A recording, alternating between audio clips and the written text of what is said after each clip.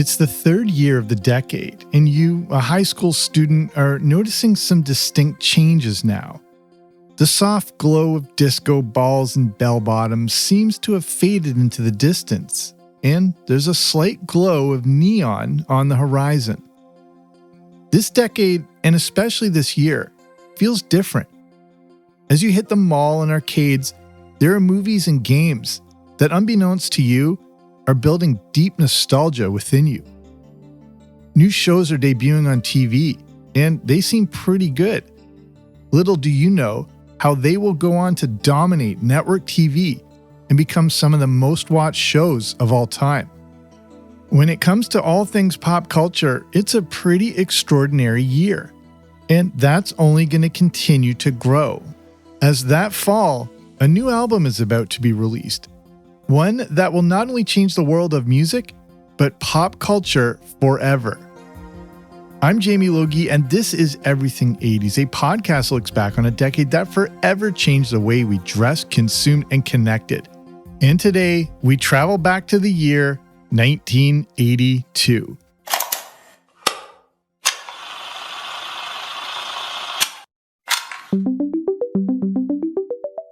By 1982, the 80s, as we will come to know it, is starting to slowly take shape. Our focus here on these yearly reviews are the notable pop culture moments, the movies, TV shows, sports, music, tech, and video games. But we begin with some of the notable world events that happened in 1982. This is the year that marks the start of the Falkland Islands War. In May, we got not just a county fair, not just a Europe fair, but a World's Fair. The 1982 World's Fair and its fabulous Sun Sphere opens in Knoxville, Tennessee. Here in Canada, Queen Elizabeth signs the proclamation of the Constitution Act, which established Canada's Charter of Rights and Freedoms as part of Canada's new constitution, resulting in full sovereignty and independence. In 1982, the first issue of USA Today is published. Disney opens its experimental prototype community of tomorrow, better known as Epcot. The third mission of the Space Shuttle Columbia launches in March. The Tony Award for Best Play goes to the life and adventures of Nicholas Nickleby. A stamp cost 20 cents, a gallon of gas around 91 cents. A loaf of bread would set you back 50 cents. The average cost of a new house was around $82,000, and average monthly rent was around $320. And we begin now with the movies of 1982. And this year has some of the best of all time. But amongst all those greats, there's one film that stood out among all of them. E.T. the Extraterrestrial wasn't the first blockbuster. That honor goes to Jaws, then Star Wars. But E.T. was the next big thing, and then some. The thing with E.T. is it appealed to everyone. Jaws wasn't necessarily for kids. Star Wars appealed to quite a younger audience, but E.T. was for everyone combined. The story is also a simple and heartfelt one. The premise of E.T. is all about the fear of separation and has its roots in the family changes that were happening in the life of a young Steven Spielberg. But ultimately, E.T. delivered the message that you will always be okay. And if you were of a certain age in 1982, you know that E.T. became a box office juggernaut. Jaws was the highest grossing film of all time, but for only a few years until Star Wars took hold. Star Wars held the title for only another few years until E.T. took over that. According to Box Office Mojo, E.T. has made nearly $800 million worldwide. Convert that into today's money, and it's in the range of $2.5 billion. E.T. would hold the title for highest grossing film in history for nearly a decade, until another Spielberg entry, Jurassic Park, dethroned it as the all-time box office champ. And according to IMDb, when you rank the highest grossing films of all time adjusted for inflation, E.T. comes in at number 7. It's just ahead of films like The Ten Commandments and Snow White. So that's the standout film of 1982. But there is one other significant one.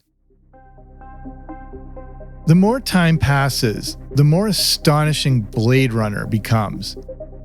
To think that this movie was made all the way back in 1982 boggles the mind. Directed by Ridley Scott and starring Harrison Ford, it barely seems dated to this day. Blade Runner is set in a dystopian future and influenced a generation of filmmakers. Not only the tone and themes of the movie, but the look of it too, became a major influence for films in the coming decades. Like many other classics, Blade Runner didn't do great when it was first released. Even though it starred the super popular Harrison Ford fresh off The Empire Strikes Back and Indiana Jones, it had difficulty connecting with audiences. Blade Runner eventually found its audience on the emerging home video market and would go on to become a cult classic. Despite being over 40 years old now, Blade Runner is still an astonishing spectacle. It's a film that looks like it could have been released in the last 10 years, and in my opinion, looks better than a lot of the modern CGI-laden movies. But besides those two standouts, here are some others that made a big impact in 1982, a year that turned out to be pretty stellar for movies. There was the special effects showcase released by Disney called Tron.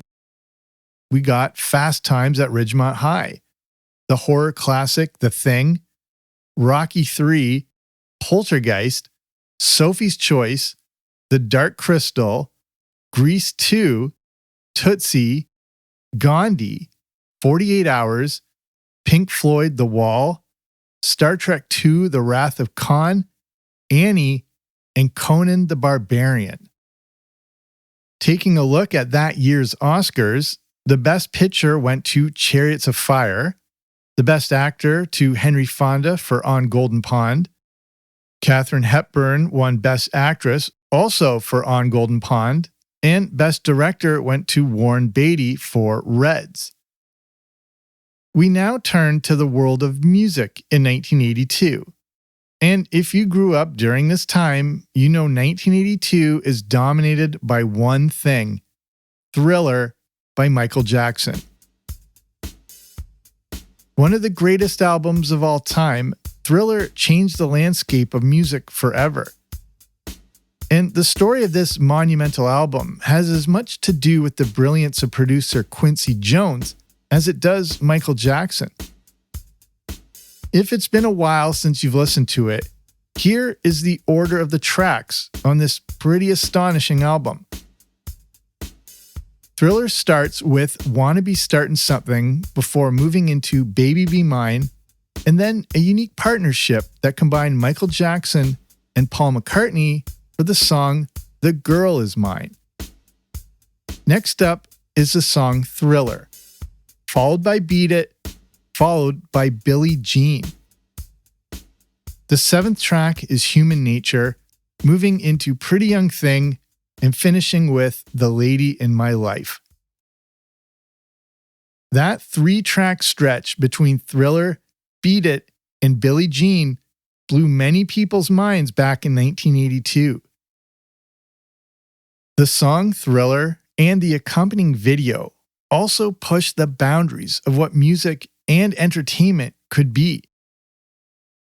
MTV was still barely a year old at this point, and the video for Thriller changed what music videos could be. The nearly 14-minute video proved that music videos could be mini movies with plot, production values, and, in this case, remarkable choreography. Music videos could now be, gasp, actual art. Thriller came out in late 1982, so it dominated 1983 and continued on into 1984. 7 of the singles reached the top 10. The Saturday Evening Post reported that Thriller racked up 37 non-consecutive weeks at number 1. It was the best-selling album for all of 1983 and all of 1984. So, how many Thriller albums were actually sold? It's pretty tough to get a precise count, but rough estimates are about 70 million albums worldwide. Regardless of the actual number, Thriller is not only a generational album, but one of the most significant in the history of recorded music. It won 8 Grammy Awards, 8 American Music Awards, and an induction into the National Recording Registry. But Thriller came out in late 1982, meaning plenty of other albums had their chance to shine through the rest of the year. And there were many standout albums and singles representing a pretty wide genre of musical styles. According to bestsellingalbums.org, which measures worldwide album sales along with Nielsen SoundScan and chart figures, here's what the rest of the top 10 best-selling albums for 1982 looks like. Number 2 is the Eagles' Greatest Hits Volume 2. Number 3, Timepieces, The Best of Eric Clapton. Number 4, Records by Foreigner. Number 5, Hello, I Must Be Going by Phil Collins. Number 6, Toto by Toto. Number 7, American Fool by John Mellencamp. Number 8, Mountain Music by Alabama. Number 9, Greatest Hits by Hank Williams Jr. And at number 10, Kissing to Be Clever, the debut album by a newer band that would have a big impact on 1980s music, Culture Club.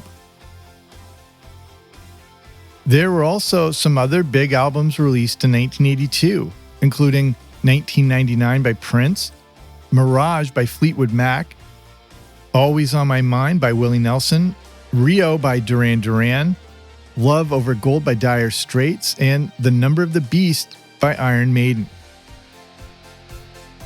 When it comes to the number 1 singles of 1982, here are the top 10 from the Billboard year-end Hot 100. At number 10, Hard to Say I'm Sorry by Chicago.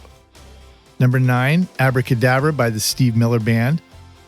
Number 8 and number 7 go to John Cougar Mellencamp. Number 8 was Hurt So Good, and number 7 was Jack and Diane.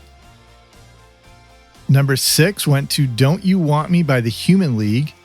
Number 5, Centerfold by the Jay Giles Band. Number 4, Ebony and Ivory by Paul McCartney with Stevie Wonder. Number 3, I Love Rock and Roll by Joan Jett and the Blackhearts. Number 2, Eye of the Tiger by Survivor. And the number 1 song of 1982, by quite a wide margin, Physical by Olivia Newton-John. 1982 ends up giving us one of the all-time great year-end top 10 lists.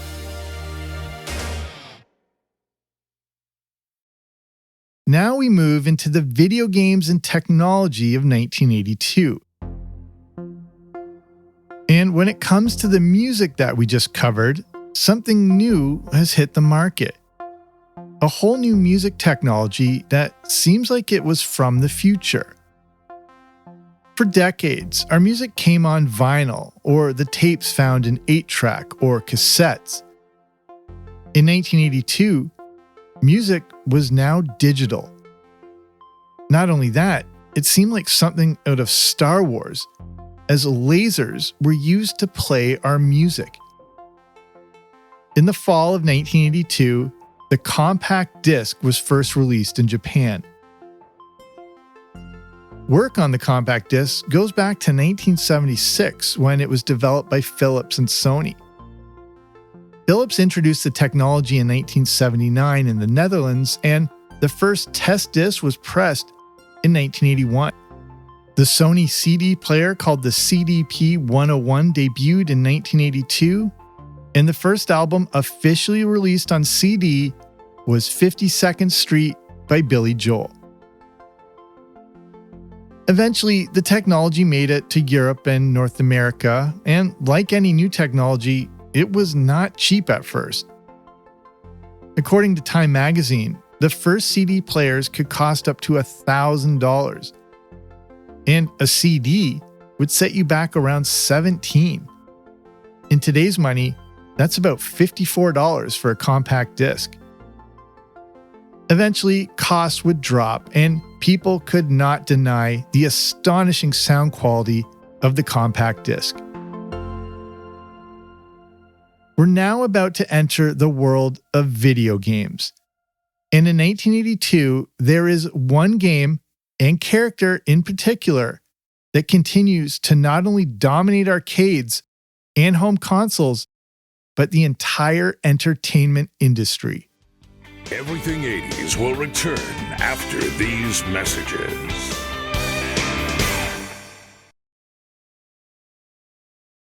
When it comes to technology and kids in 1982, video games have reached extraordinary heights both in the home and in the arcades.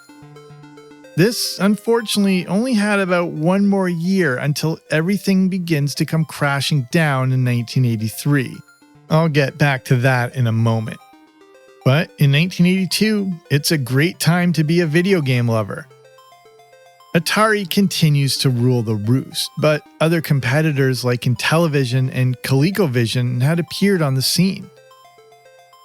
And then there was another interesting entry, a handheld video game called the Game & Watch, made by a company that many in North America had never heard of, but in a few years would be a household name. Nintendo. In 1982, some big-time releases reached the home video game market. The most notable is the home version of the arcade behemoth, a character that was originally named Puck-Man but became Pac-Man. The version for the Atari 2600 didn't necessarily capture everything that made the Pac-Man arcade game great. But still, we got to play Pac-Man in our homes. And my neighbor and I played it to the point that both our mothers practically dragged us outside so we could see the sun for once. But meanwhile, in the arcades, another character-based game came on the scene, Q*bert.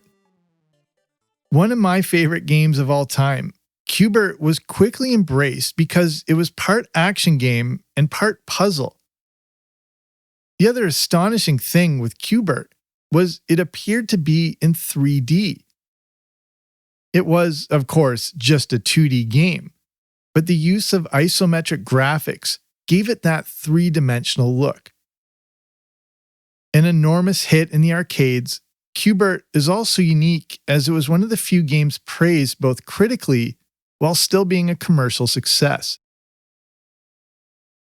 The video game industry, both in the arcades and at home, was absolutely unstoppable in 1982. In my episode reviewing the year 1981, I shared some of the stats as it pertains to how lucrative video games really were at this point in the decade. A July 1982 New York Times article states that video game revenue for the prior year had hit $8 to $9 billion. This was at least twice to 3 times more than the revenue brought in by all movies shown in theaters. Adjusted for inflation, that video game revenue is in the $27 billion range, a staggering amount. But let's look at just Pac-Man. In 1981, the Pac-Man arcade game alone grossed 3 times more than Star Wars had made in the 5 years since its release. In 1 year, Pac-Man had tripled the revenue of the most successful movie in history, and all from quarters. But that was nothing. According to VideoGameSales.com, in 1982, the Pac-Man arcade games doubled its revenue, hitting a staggering $6 billion. In today's money, that's over $19 billion. Then there was the Atari version of Pac-Man. In 1982, over 7 million copies were sold, leading to sales of $250 million. In today's money, that's over $800 million. In 1982, the Pac-Man arcade game generated more revenue than all the money spent on movies and in Las Vegas that year. When you take the IMDb list of the highest grossing blockbuster films of all time when adjusted for inflation, the Pac-Man arcade game made more money in 1982 than the combined revenue of Gone with the Wind, Avatar, Titanic, Star Wars, and Avengers Endgame. In 1982, there was seemingly nothing in entertainment that could touch Pac-Man. But it wasn't just arcades and video game consoles in the world of tech in 1982. The home computer is growing quicker than ever, especially with the release of a certain 64 kilobit computer that would end up in the Guinness Book of World Records. Thanks to the release of the IBM PC 5150 in 1981, a personal computer for businesses and individuals made more sense than ever. And on the home front, you could also play video games on them. Now, you had everything you needed in one machine. And one machine in particular became a staple of 1980s computing: the Commodore 64.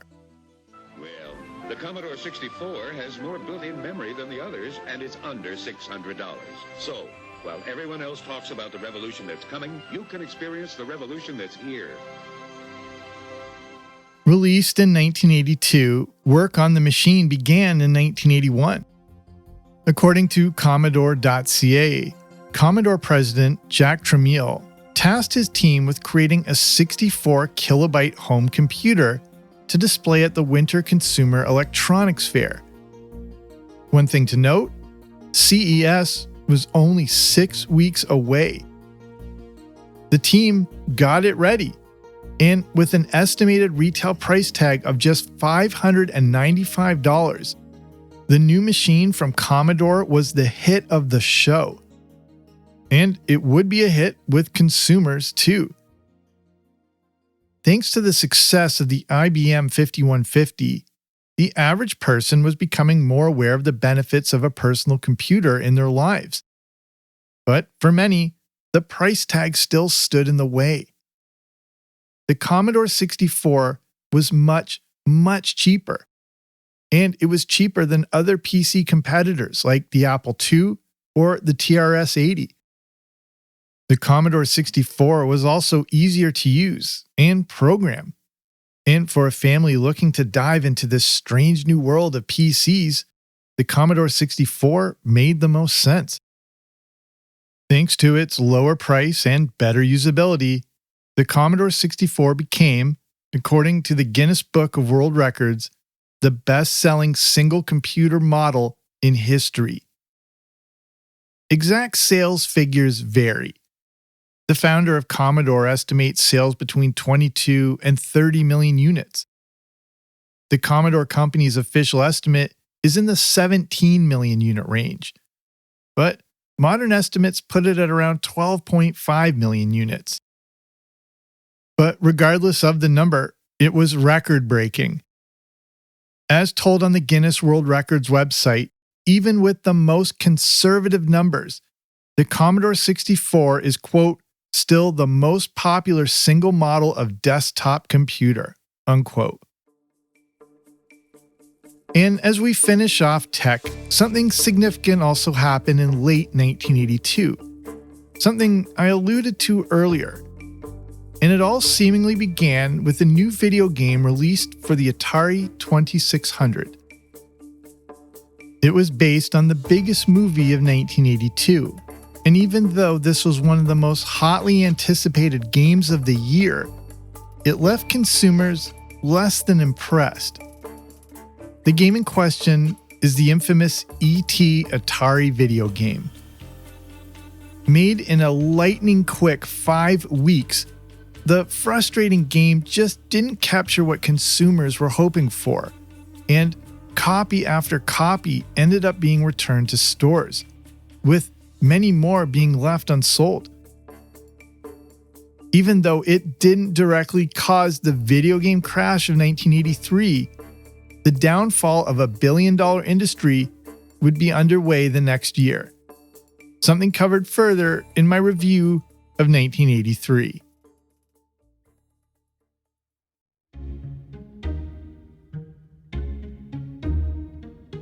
Network television continues to dominate our at-home entertainment in 1982, and TV shows continue to be treated like major events, drawing in huge viewing audiences.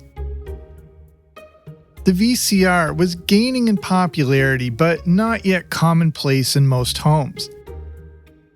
According to a 1984 New York Times article, the average price of a VCR had dropped significantly. When they first came out, they were around $1,400. That's over $8,000 today. In 1980, prices were down to around $771 a unit, and by 1982, dropped to around $640. Much better, but this is still over $2,000 when adjusted for inflation. So they weren't exactly accessible to everyone quite yet. This meant you dare not miss a major TV moment because there was no chance to watch it back. 1982 is significant in the history of television as it gave us some all-time great shows. Let's look at a few of them. The first is about a unique crime-fighting partnership, but not one between two human beings. Instead, this one was about a person and his car.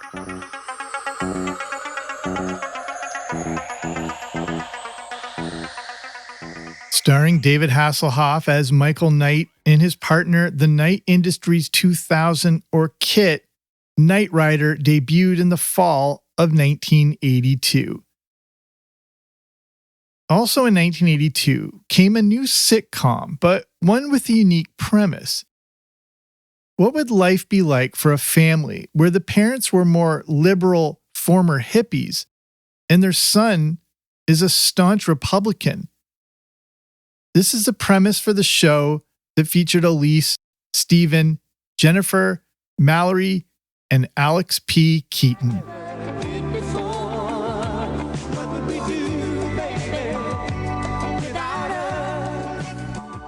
Family Ties also debuted in the fall of 1982.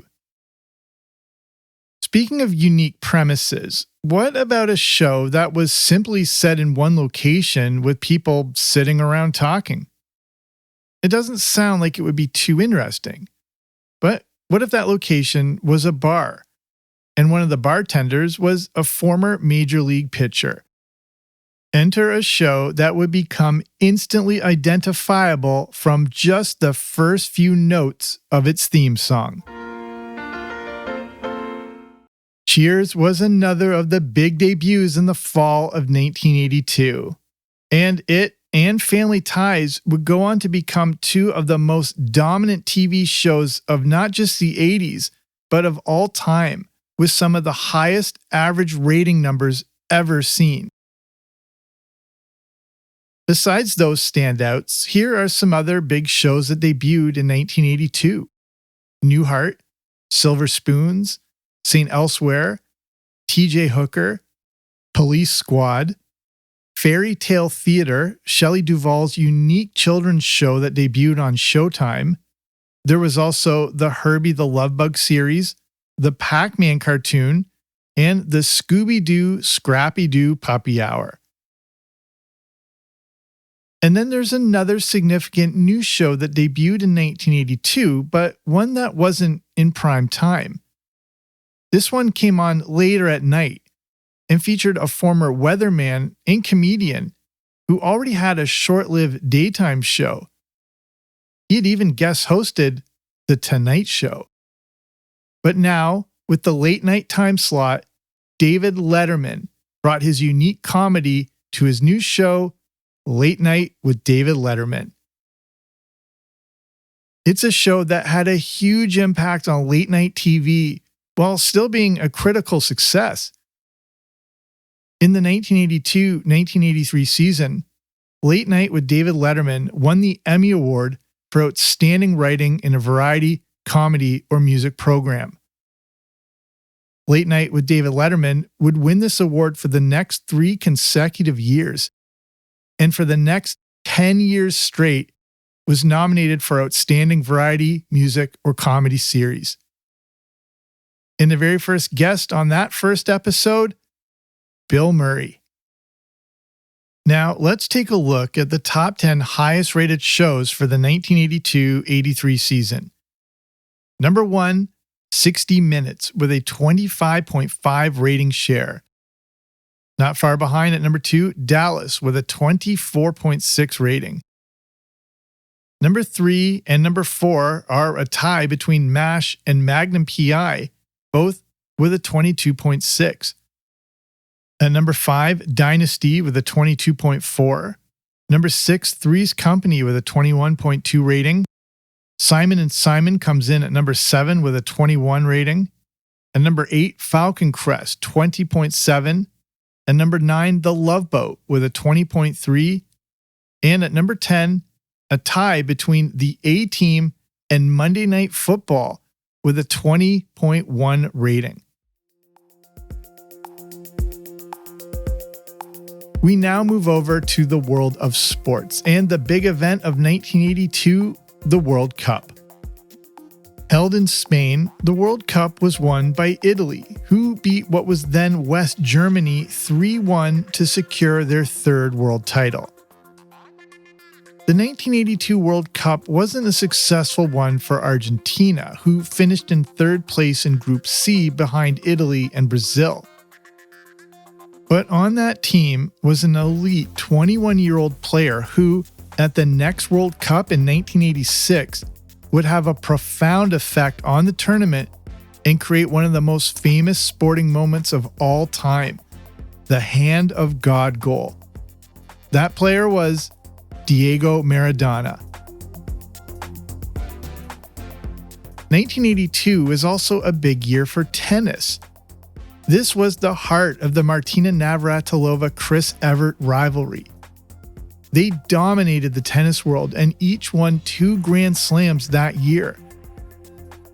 In December 1982, Chris Evert defeats Martina Navratilova to win the Australian Open, completing Evert's career Grand Slam.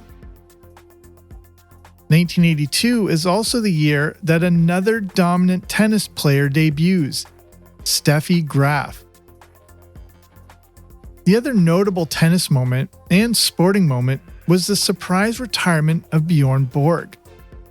This seemed to come out of nowhere, and the remarkable thing is Borg, at just 26 years of age, had already won 11 Grand Slams. Here are a few more sporting highlights from '82. Craig Stadler wins that year's Masters. Also, Stadler was that year's tour money leader with $440,000 in winnings. Today, that's around what a 10th place finish at just the Masters pays out. Tom Watson wins the US Open and the British Open. Wimbledon is won by Jimmy Connors and Martina Navratilova. On May 30th, Cal Ripken plays his very first game of what would be a record-breaking consecutive game streak. The Commonwealth Games are held in Brisbane, Australia. The Clemson Tigers win the NCAA Football Championship. And in boxing, Larry Holmes defeats Jerry Cooney to win the WBC Heavyweight Championship. Here's a look at the winners of the Big Four in North American sports. The World Series goes to the St. Louis Cardinals. The LA Lakers defeat the Philadelphia 76ers to win the NBA championship. The San Francisco 49ers win the Super Bowl, and the New York Islanders win their third Stanley Cup in a row, continuing their dominance of the National Hockey League in the early 80s.